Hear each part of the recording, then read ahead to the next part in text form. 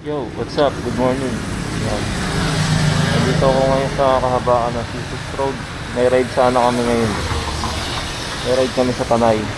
Wala, umulan eh. Ang basa oh.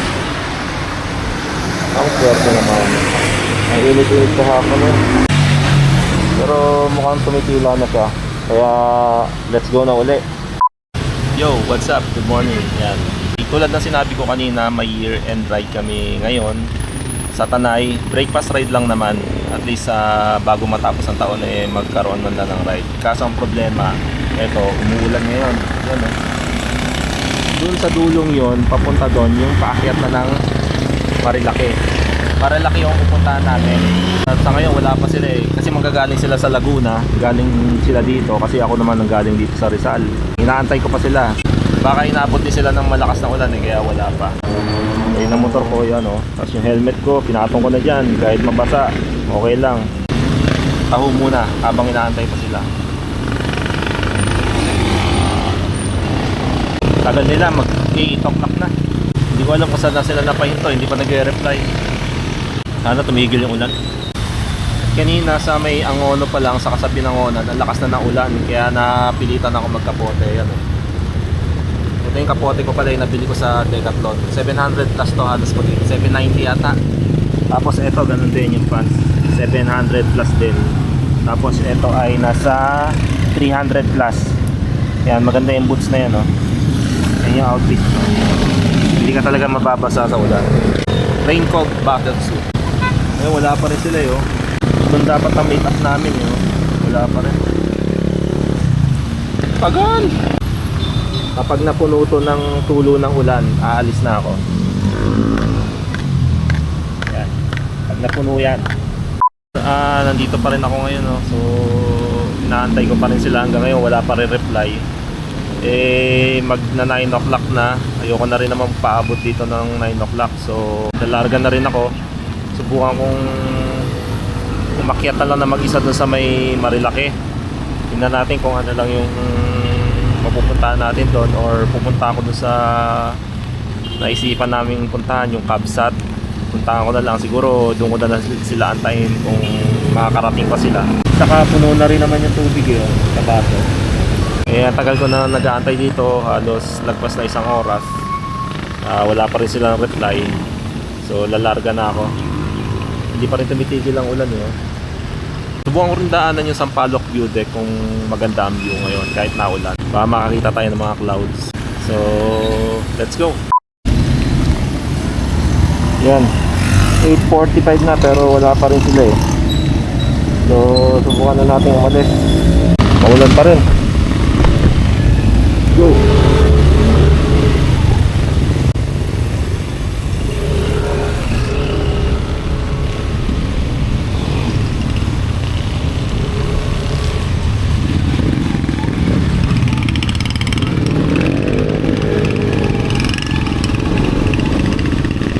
Habang binabagtas ko yung Sampaloc Road ay nareceive ko naman ang text message ng kasama ko. At kaya naman nagpasya ako na dito na sila antayin sa may bandang gitna.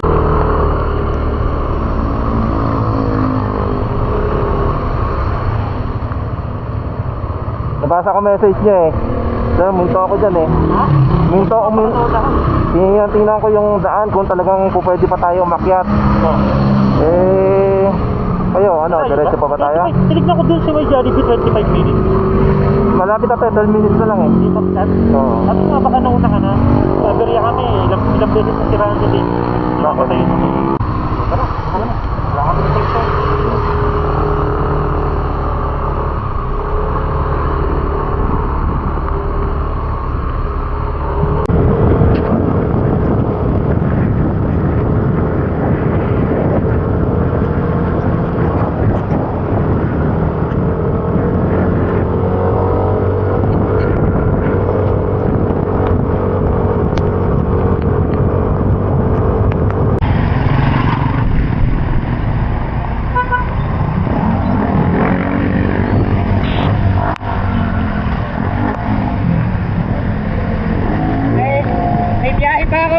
Ba't yan ang dalawa? Hindi naman tayo maghahakot ng palay eh. Hindi, may spoiler to eh.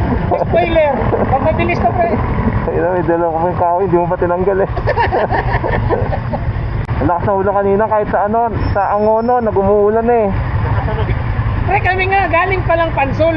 Umuulan na doon. Oo, ito na, Pansol pa lang, ganito na yung ano namin. Doon pa lang sa may... Saan pa yun? Pansol, sa may Macdo, pero napuruan talaga doon sa may Macdo, sa Bae. Diba eh? Oo, asin bumuo talaga ng todo. Ang lakas din dito. Sa loob na ng compartment, hindi na kaya eh.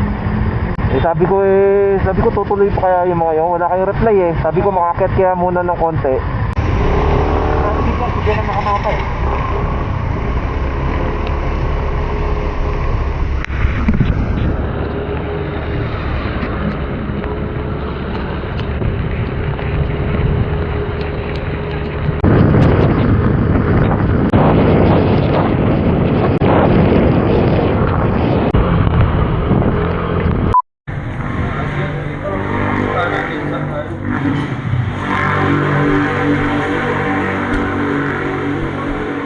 Wala order niya.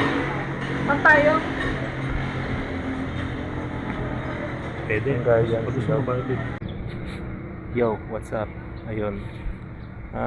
Nag-decide na lang kami na dito na lang kumain sa may Isaw House. Malapit din sa Martesem, saka doon sa pinanggalingan namin kanina sa Kabsat. Matagal pa bago maluto. So ngayon dito na lang kami. Buti na lang at lumipat kami kasi ang ganda ng view dito. Ano? Diba?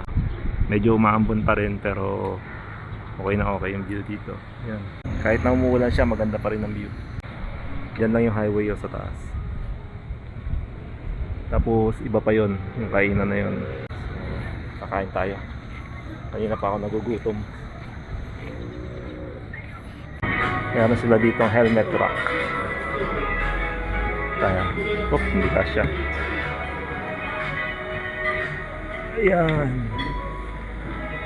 Kasya. Helmet rock. Binabog pa rin oh. Parang music non-stop. Saka tingnan mo pre yung ulan niya yun, no? Parang ano lang. Yung cute, pero maya-maya tutulo ka na. Maya-maya basa ka na. Babasahin mo yung bago ng gamit. Magkano nga ito? Tutulong na. Ayan na.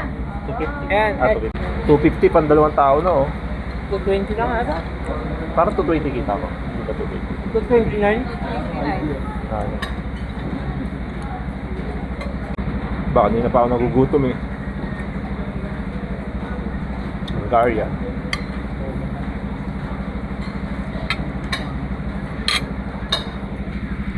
Two rice.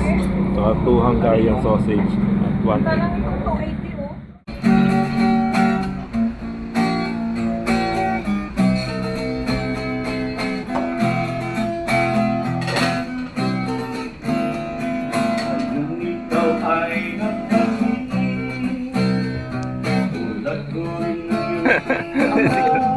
Laman mo raw pa nagkakaedad ka na, nagkakape ka ng walang asukal. Yun. Parang sinabi mo matanda na kami. Nakita ko lang sa Facebook, ipugaw. Tapos konting tanong lang, mainit na kagad ulo mo.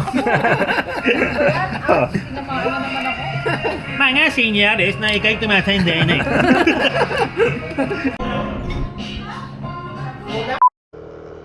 Yun! What's up? Tapos na kami mag-almasal. Pagkasunduan namin puntahan tong doon sa may Devil's Corner. Nagbabaka sakali lang mapicturean. Medyo maaraw na. Pwede na tayo mag-gloves. At tinambad na rin namin ang kapote namin. Yan o. Kita nyo, may init na. Pero yung mga dumadaan na nakamotor doon kanina, tulad nun, nakakapote pa rin. Mukhang maulan doon ah. Okay yung napag-almasalan namin dito yun. Sa may Isaw House. Nakita ba sa camera? Masarap siya, mura, saka masarap. Tapos maganda pa yung view.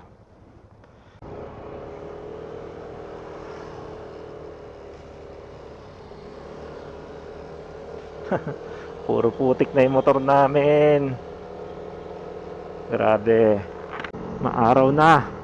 Inulan lang kami kanina. Pambihira. Binasa lang kami. Ay nako. Ang panahon di maintindihan. Ganda sana talaga dito sa Marilaki kung wala lang yung mga kamoteng nagmumotor eh. Lalo na pag ganito mga weekend. Isa sa dahilan niya kung bakit hindi ako nagmumotor dito pagka weekend. Maganda talaga mag-ride dito sa Marilaki. Nature na nature.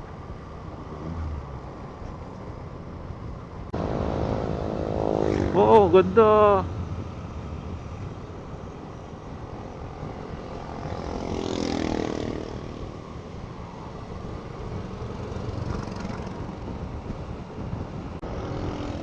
Oo, ganda na road. Ah, ito na siguro yung Devil's Corner na tinatawag. Ayan, oh, may mga nakaabang na pulis. Ewan ko lang kung may naglalaro dito, yung may madalas na ano eh, yan oh, cautiously approaching. Babantay na HPG. Dapat lang yan tuwing weekend. Ay, daming kasing kamote dito. Dito na kami sa maraming na-aksidente.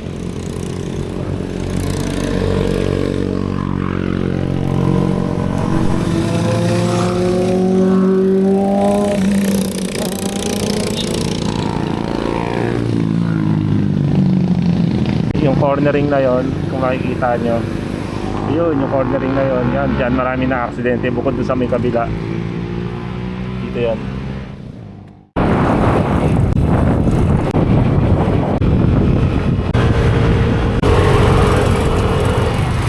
Trains kami nandito sa tricycle. Ano po, nagpa-picture lang para may item.